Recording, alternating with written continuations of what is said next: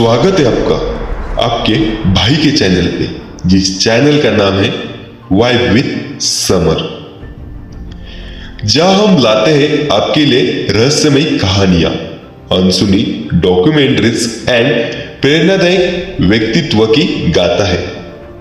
तो दोस्तों, आज के वीडियो में देखने वाले हैं रहस्यमयी सरस्वती नदी के बारे में।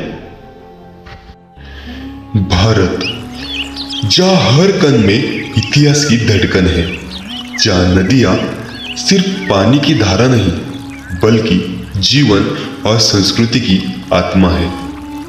गंगा, यमुना और एक तीसरी नदी जिसका नाम वेदों से लेकर आज तक हर पूजा, हर आस्था में गूंजता है, उसका नाम है सरस्वती नदी। पर सवाल यह है कि क्या सरस्वती सच में बहती थी? अगर हां, तो फिर वह कहां खो गई, या वह केवल एक विश्वास है? आज हम खोजेंगे इस महान नदी का रहस्य, जो सिर्फ एक नदी नहीं बल्कि भारत की आत्मा थी।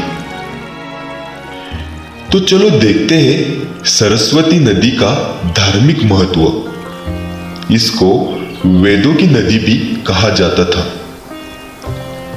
ऋग्वेद, जो दुनिया का सबसे प्राचीन धार्मिक ग्रंथ माना जाता है, उसमें सरस्वती का जिक्र 60 से सभी ज्यादा बार मिलता है। सरस्वती को कहा गया है नदियों में श्रेष्ठ, जीवन का आधार और ज्ञान की देवी।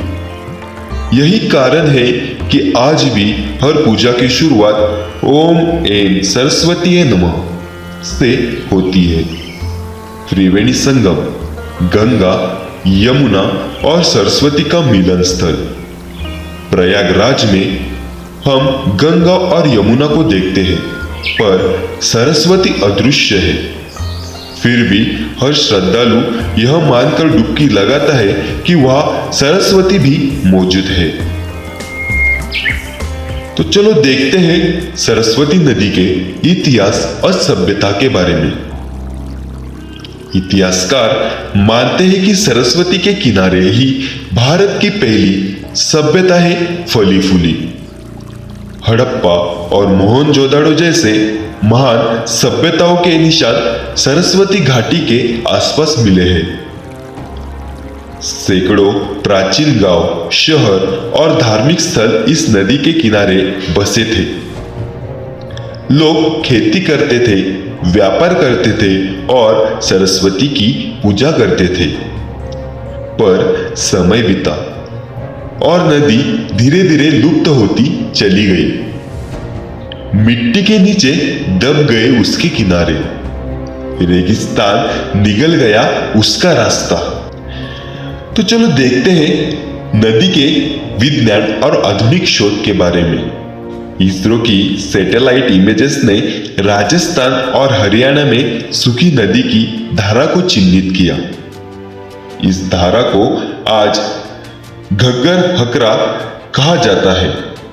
वैज्ञानिकों ने पाया कि यह धारा हिमालय से निकलकर राजस्थान और गुजरात तक बहती थी। बोरवेल से निकले पानी की जांच करने पर पता चला यह पानी 5000 साल पुराना है। इसका मतलब कभी यह विशाल नदी बहा करती थी। भूगोल वैज्ञानिक मानते हैं कि हिमालय से आने वाली ग्लेशियर बदल गए, जलवायु परिवर्तन और भूकंपों ने नदी का रास्ता मोड़ दिया और धीरे धीरे सरस्वती धरती के नीचे खो गई। तो चलो देखते हैं आस्था और लोक कथाएं के बारे में। लोक कथाएं कहती है सरस्वती नदी अभी भी बह रही है, पर अदृश्य रूप में। प्रयागराज संगम पर साधु संत कहते हैं गंगा दिखती है, यमुना दिखती है, सरस्वती महसूस होती है। राजस्थान के गांवों में लोग मानते हैं कि रात को धरती के नीचे बहते पानी की हल्की ध्वनि सुनाई देती है। यह वही गुप्त सरस्वती है। तो चलो देखते हैं इस नदी के रहस्य और सवाल के बारे में।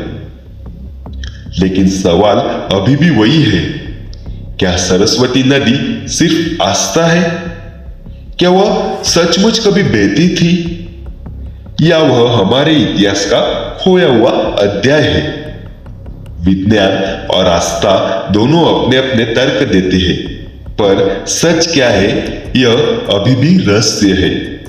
तो दोस्तों, सरस्वती नदी भले ही हमारी आंखों से अदृश्य हो, पर भारत की संस्कृति, सभ्यता और आस्था में वह सदा जीवित है। वह हमें याद दिलाती है कि ज्ञान, संस्कृति और आस्था कभी खत्म नहीं होती।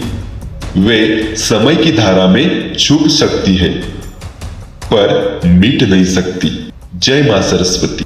अगर आपको ये वीडियो पसंद आया हो तो लाइक करें, शेयर करें और सब्सक्राइब करना ना भूलें।